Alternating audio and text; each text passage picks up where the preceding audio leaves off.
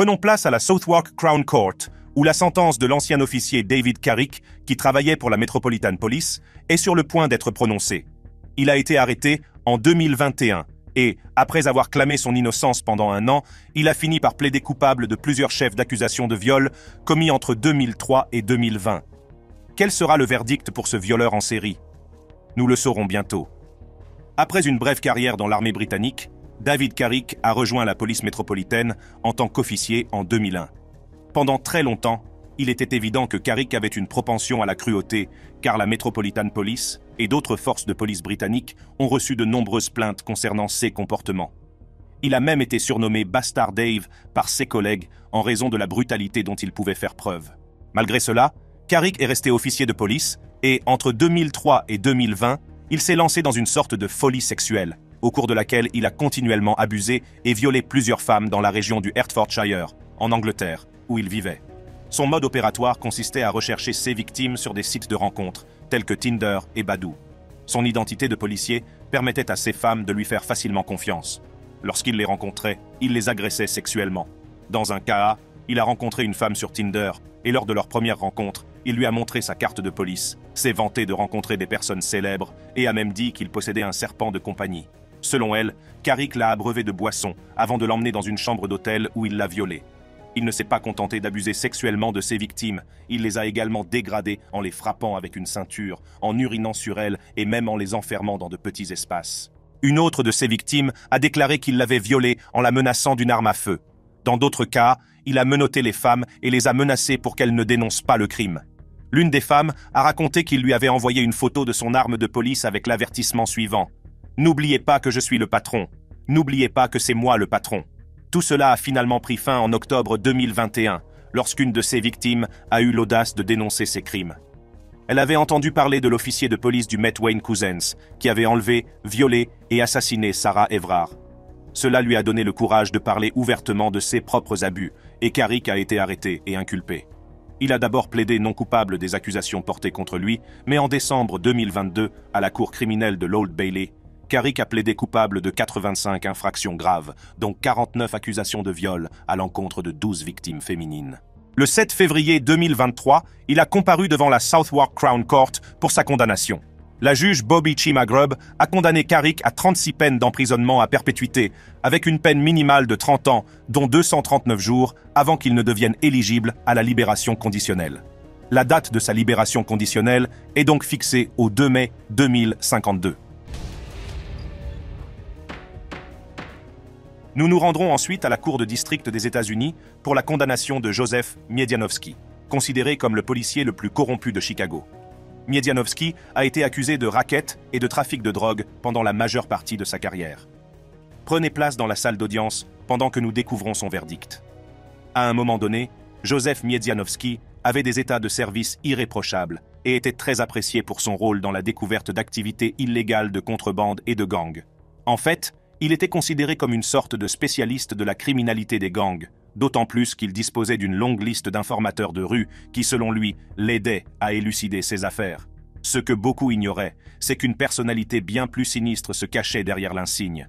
Pendant la majeure partie de sa carrière de 22 ans en tant qu'officier de police de Chicago, Miedianowski a été fortement impliqué dans le monde interlope, travaillant avec des informateurs de rue et des gangs pour distribuer des stupéfiants et utilisant son autorité en tant qu'officier de police pour protéger ces organisations criminelles. Il a souvent révélé l'identité de policiers infiltrés à des membres de gangs, leur a fourni des armes à feu et a même tenté d'influencer l'issue d'affaires criminelles. En fait, Miedianowski est devenu la cheville ouvrière des organisations qu'il était censé combattre. Selon les rapports du FBI, Miedianowski a commencé à offrir sa protection à un réseau de drogue allant de Miami à Chicago en 1995 et, en échange de ses services, il s'est vu offrir jusqu'à 12 000 $ par mois. Cependant, en l'espace d'1 an, il a réussi à prendre le contrôle des opérations locales et à étendre le réseau de drogue à 4 gangs de rue différents. Outre son affiliation à la pègre, Miedianowski était également connu pour sa brutalité. Il était souvent accusé de faire irruption dans les maisons sans mandat de perquisition, de voler l'argent et la drogue, et même d'aller jusqu'à planter illégalement des armes sur ses suspects. Un ancien agent l'a même accusé d'avoir volé 1 kilogramme de cocaïne lors d'une arrestation pour trafic de stupéfiants, et son acte l'a envoyé en prison. La Némésis a fini par le rattraper en février 1990X. lorsque Juan Martir, l'un de ses partenaires dans le trafic de drogue, a été arrêté et incarcéré à Miami. Selon les rapports, Martir aurait souvent parlé de son partenariat avec un policier de Chicago. Ce policier s'appelait Miedzianowski et les deux hommes communiquaient même de temps en temps par téléphone. Le FBI, qui avait déjà des soupçons à son égard, a mis sur écoute les 2 lignes téléphoniques de son domicile ainsi que son pager. Ils ont également contacté Martir, qui a coopéré et aidé leur enquête. 5 jours seulement après avoir raconté comment il avait travaillé en étroite collaboration avec Miedzianowski, le policier corrompu de Chicago a été arrêté. Lors de son procès en 2001, le procureur principal Brian Notels a déclaré « Lorsque M. Miedzianowski portait cet insigne, le 60 015, il ne s'agissait pas pour lui d'un insigne d'honneur. Ce n'était pas un insigne de dévouement à des principes. Il s'agissait simplement et clairement d'une chose, monsieur le juge. C'était un camouflage. » En 2003, Miedzianowski a été condamné à la prison fédérale à perpétuité, sans possibilité de libération conditionnelle. Nous prenons maintenant place au 437e tribunal de district judiciaire du Texas, où le juge de district Lori Primend Valenzuela préside l'affaire de l'ancien policier de Corpus Christi, Jesse Hernandez, qui a tiré sur 2 officiers. La raison ? Ils avaient osé l'empêcher d'abuser physiquement de sa femme. En attendant le verdict du juge, découvrons tout ce qu'il faut savoir sur cette affaire. Le 19 septembre 2013, une personne a appelé le 911 pour signaler qu'elle avait entendu une femme crier et qu'elle avait vu un homme l'attraper et la ramener à l'intérieur de la maison. Cet homme était Jesse Hernandez, un ancien policier qui vivait avec sa femme, ses 2 enfants, sa mère et son beau-père. Ce jour-là, Hernandez, qui était en colère contre sa femme, l'avait agressée physiquement, la plaquant sur le sol en béton et la blessant au dos. Lorsqu'elle a tenté de partir avec leurs 2 enfants, il l'a ramenée à l'intérieur de la maison, a fermé les stores et l'a menacée de la battre. Sa mère et son beau-père, qui n'étaient pas chez eux à ce moment-là, ont rapidement vu des voisins se tenir devant leur maison. Ils ont informé le couple plus âgé de ce qui se passait et les 2 sont entrés à l'intérieur pour essayer de désamorcer la situation. Pendant que son beau-père essayait de lui parler, la mère de Hernandez a appelé le 911 et l'agent Tiffany Kirum a été le premier agent à arriver à leur domicile. À son arrivée, Hernandez a commencé à crier sur sa mère en lui disant qu'il lui avait dit de ne pas appeler les putains de flics. L'agent Kirum a demandé à la femme de Hernandez de sortir avec elle, mais Hernandez lui a ordonné de rester où elle était. À ce moment-là, le beau-père de Hernandez se tenait devant lui, de sorte que l'agent Kirum ne savait pas qu'il avait une arme sur lui. Au moment où la mère de Hernandez emmenait les enfants à l'étage, l'agent Balderramas est arrivé sur les lieux. À son arrivée, l'agent Kirum a tenté d'expliquer la situation sur le terrain en disant qu'elle allait aider la femme de Hernandez à quitter la maison. Au moment où elle s'approchait de sa femme, Hernandez a soudainement poussé son beau-père qui essayait de le calmer et a tiré une balle dans le visage de Kirum. Il a également tiré sur l'agent Balderramas à la cuisse et, lorsqu'il a vu que les 2 agents étaient à terre, il s'est dirigé vers l'agent Kirum avec l'arme. Heureusement, l'agent Balderramas a pu tirer sur Hernandez, ce qui lui a fait lâcher son arme.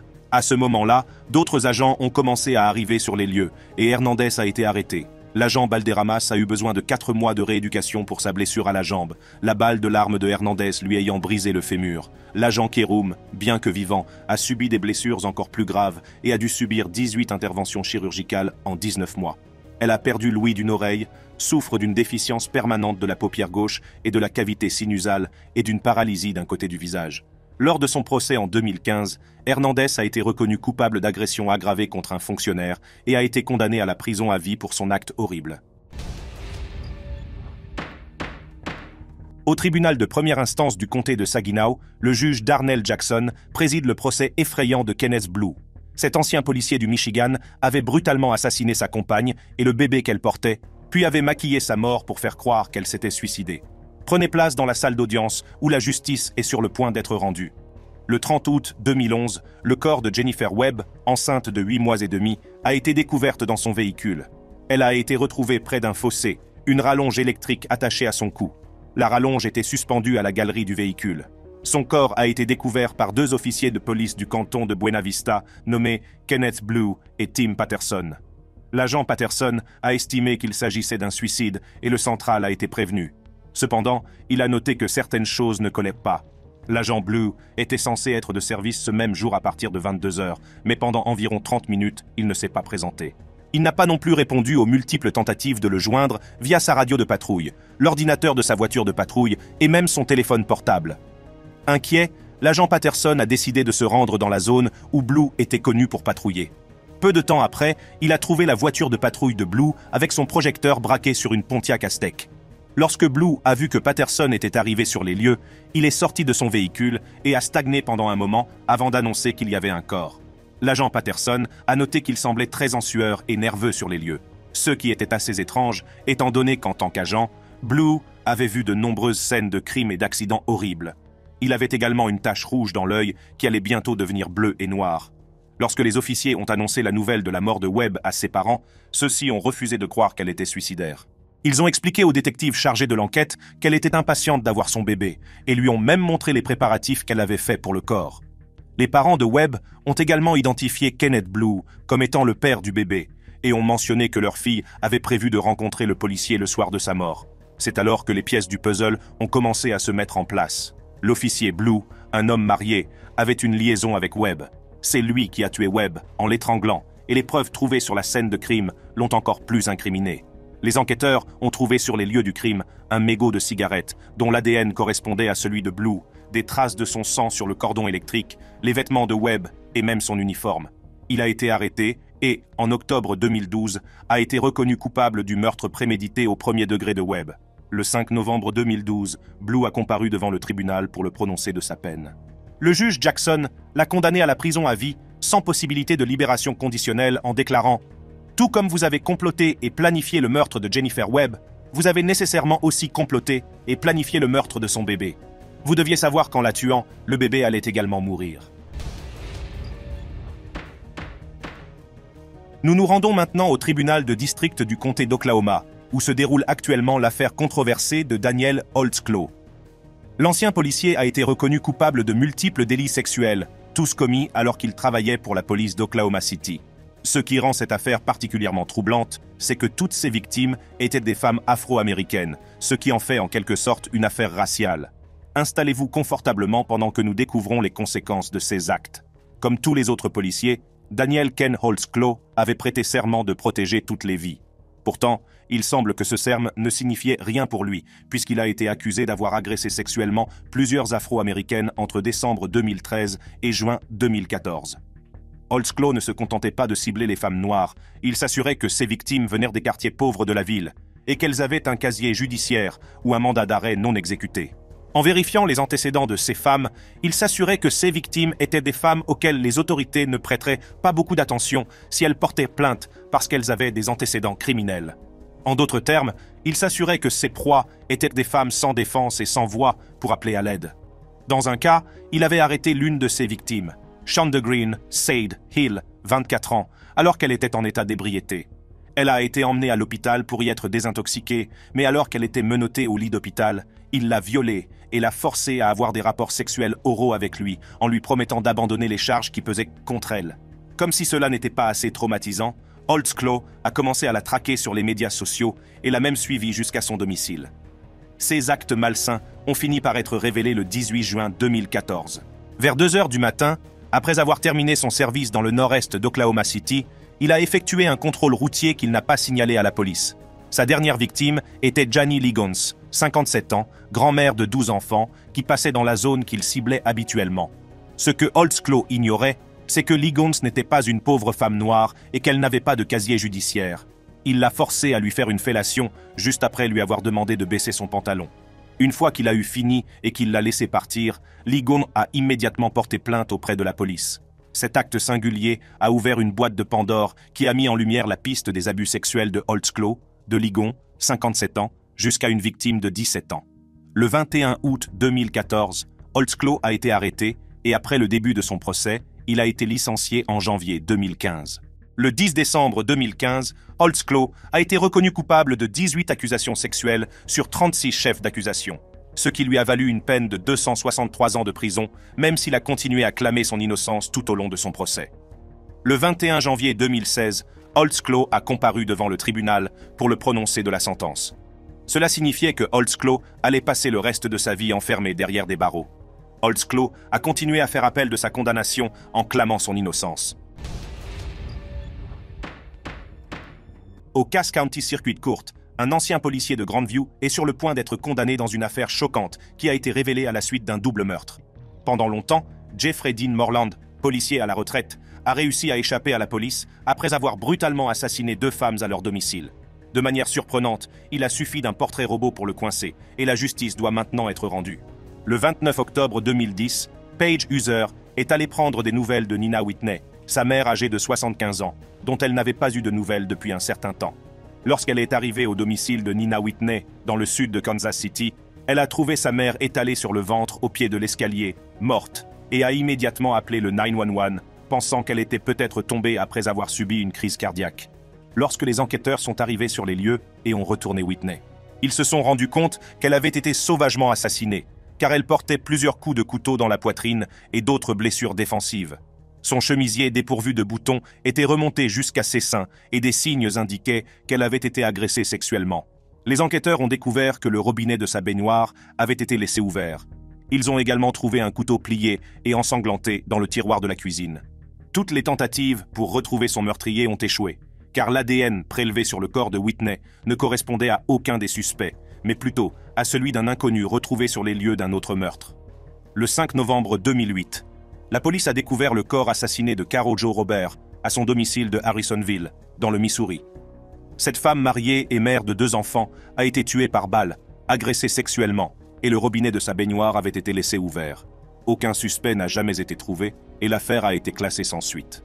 Le meurtre de Whitney a failli connaître le même sort jusqu'à 7 mois plus tard.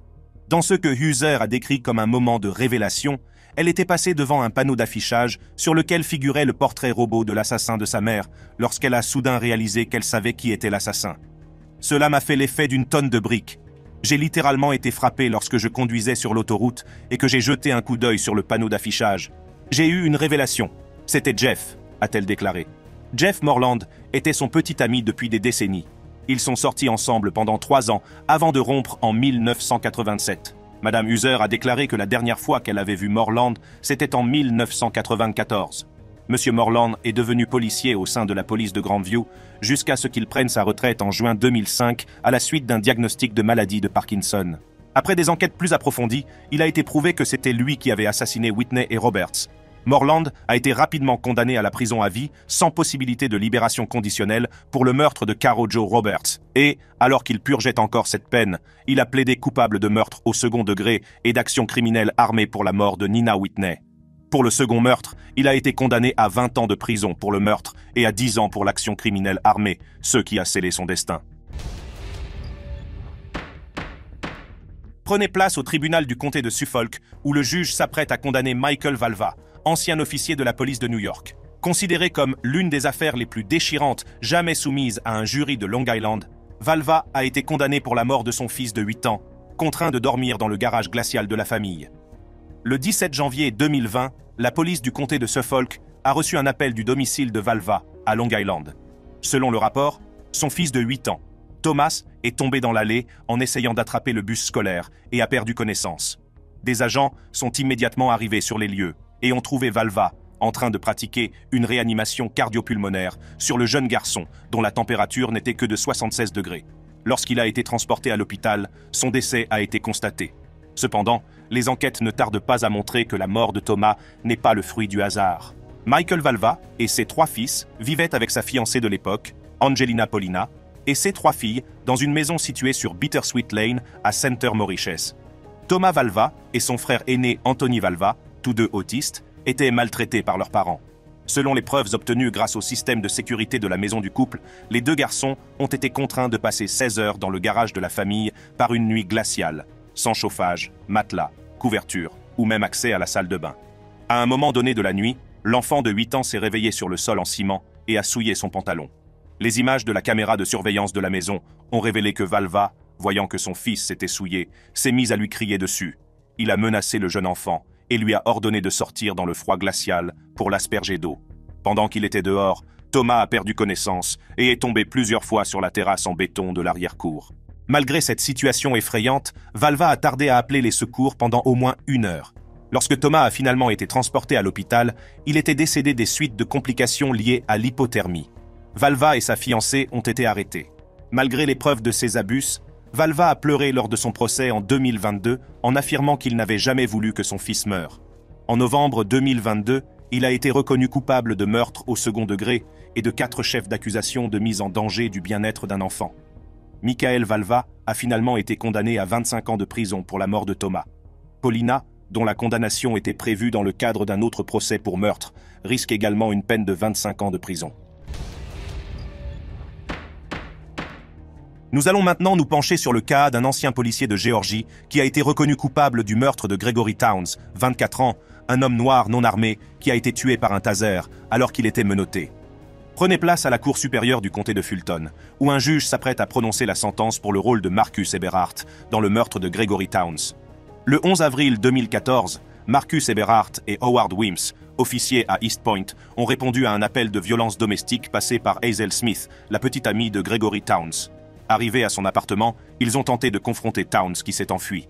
À moins d'1 kilomètre de là, les agents l'ont finalement attrapé, assis sur le sol et essayant de reprendre son souffle.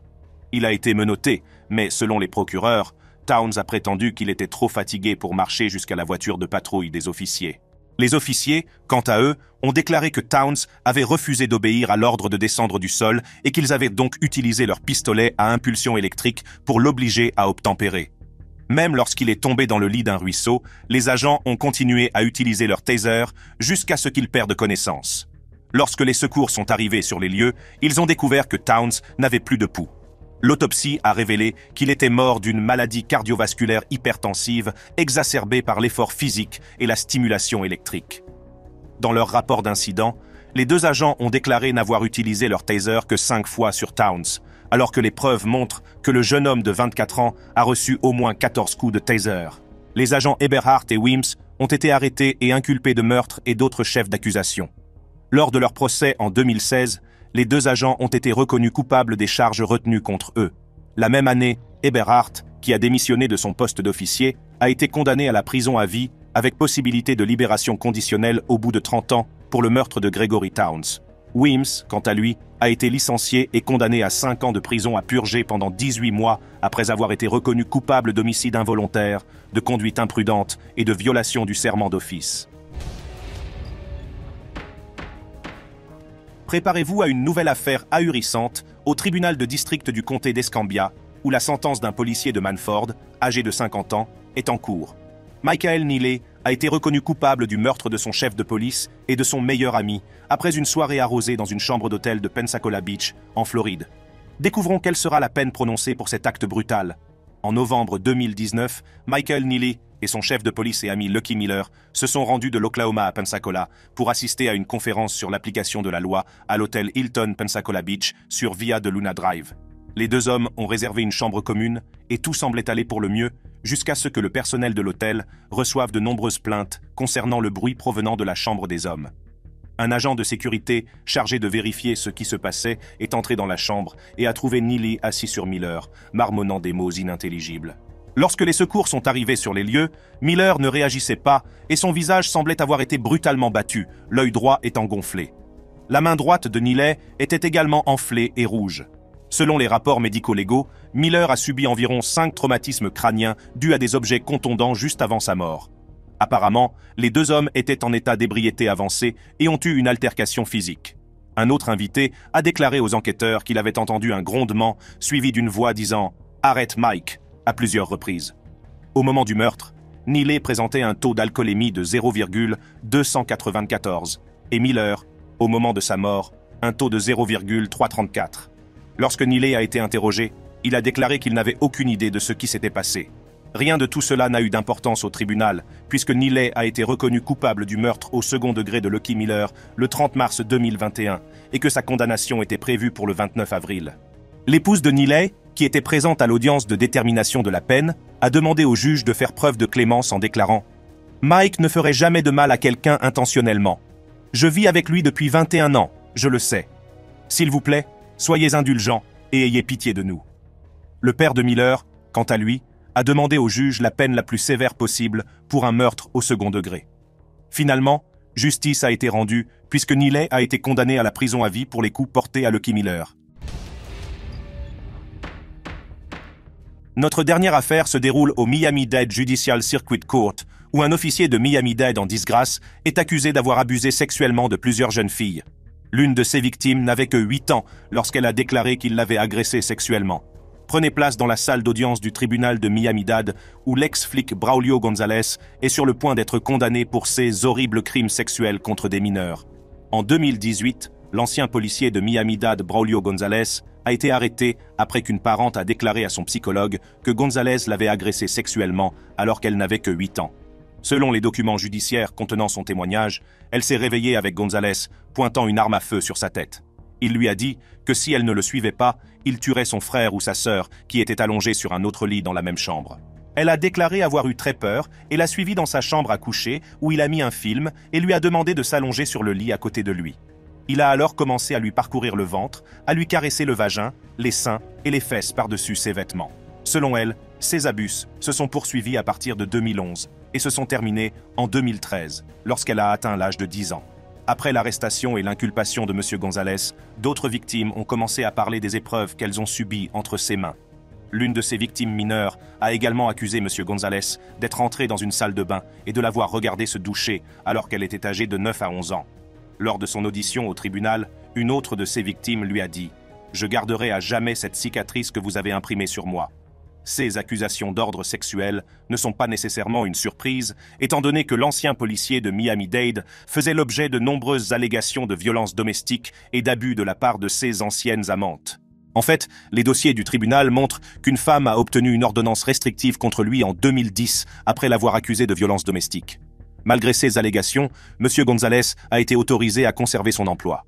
En mai 2022, il devait être condamné après qu'un jury l'eût reconnu coupable d'attouchements obscènes et lascifs, ainsi que d'enlèvement à main armée après 15 minutes de délibération. González a été condamné à la prison à vie pour avoir abusé de plusieurs jeunes filles alors qu'il travaillait comme officier. Le crime, quelle que soit sa nature, laisse souvent une terrible douleur dans le cœur des victimes. C'est encore pire lorsque ces crimes sont commis par ceux-là même qui ont juré de s'y opposer. Heureusement, personne n'est jamais vraiment au-dessus de la loi, et cette vidéo de 10 flics ripoux attrapés et emprisonnés à vie le prouve. Cliquez sur les cartes qui s'affichent sur vos écrans pour découvrir d'autres vidéos intrigantes comme celle-ci.